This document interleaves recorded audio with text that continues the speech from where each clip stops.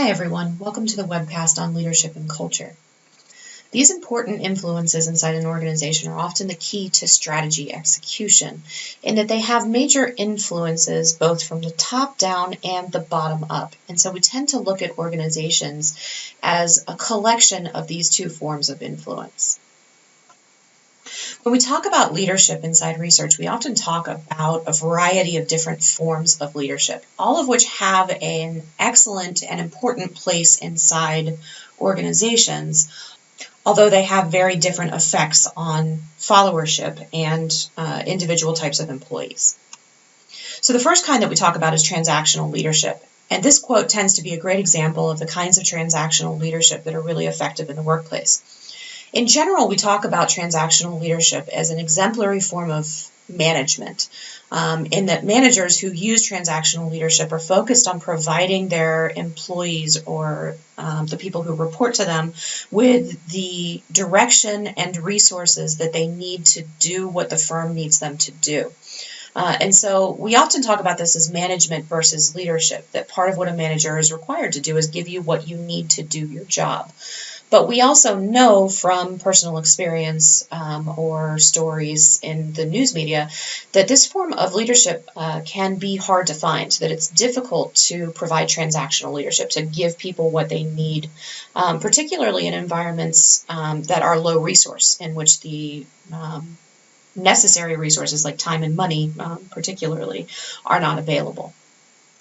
Another form of leadership that we talk about that stands in opposition basically to transactional leadership is transformational leadership. We often talk about these as being counterparts to each other. And we look at those as actions that inspire people. So we often talk about transformational leadership as leading to organizational change motivated by employees themselves. And so in contrast to transactional leadership, which is often management, freeing up the resources that people need to do their work, transformational leadership inspires other people to do the work that you want them to do. And then finally, we have charismatic leadership, which is exemplified in this quote here. That charismatic leadership is often a kind of leadership that is very attractive, that leaders who are charismatic tend to draw people into them and encourage people to believe in the vision that they have to offer. And so charismatic leadership can be incredibly important, particularly in environments in which you do not know the vision fully when you get started. And so you'll find that there are entrepreneurs who are often talked about as being incredibly charismatic leaders, that even though the followers didn't fully understand the picture, they trusted that leader to take them someplace that they wanted to go. And so they worked harder for that person to help fulfill the vision beyond the capabilities they knew they had in the first place.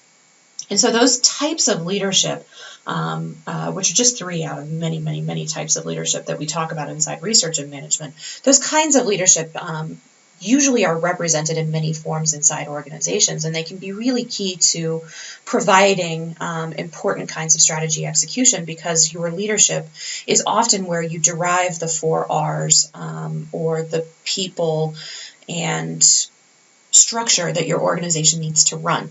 And so that leadership component of your organization is what creates the top-down forces inside your organization. From the bottom-up side of the organization, we talk about organizational culture. And culture is something that is highly intangible, incredibly inimitable because of how complex it is, and very much created from individual interactions from the bottom of your firm that bubble up towards the top. So it's not that leadership can't impact culture, it's that leadership alone doesn't create organizational culture. And one of the reasons is because culture happens on multiple different levels. It's represented inside the artifacts in your firm, but it's also created in the values that you talk about and the values that are shown inside the behavior inside your firm. But it's also inside the basic underlying assumptions. And so these things, the underlying assumptions, are things that you never speak out loud. They're the perceptions, the feelings, the unstated beliefs inside your firm that no one would ever tell you about out loud or be able to put into words, because they were never written down as policies or procedures in the first place. They were these things that highlighted and underlined the rest of the creation of your culture as it becomes more tangible from the bottom up inside this model here, this SHINE's 3-layer model of organizational culture. And so you'll find then that culture can be found in the ceremonies that your firm has. So the kinds of hiring that they do, the parties that they throw, the forms of recognition that they have for people who do good work, they can be symbolic and mythologized, which means that they're represented inside the stories that your employees tell to new employees who start in the firm or to customers.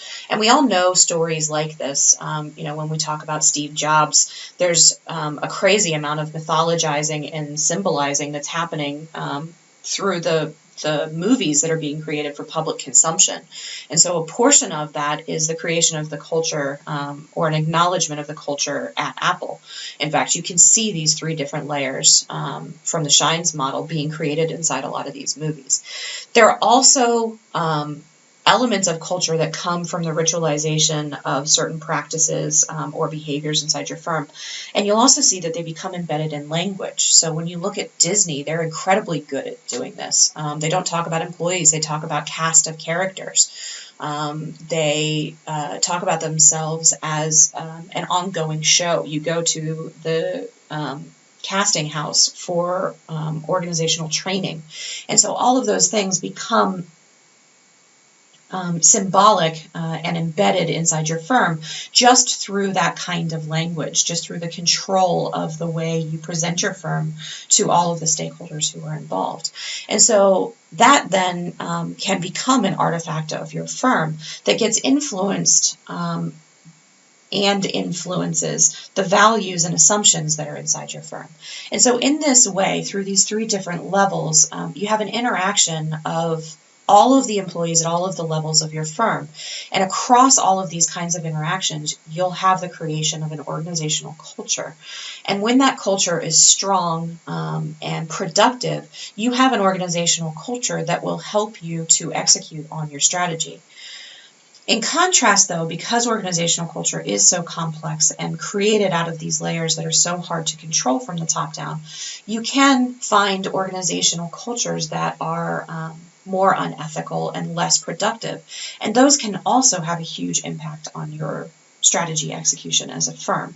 And so that's why organizational culture is so carefully controlled through those forms of attrition, that you want to remove people from your firm who can negatively impact your organizational culture.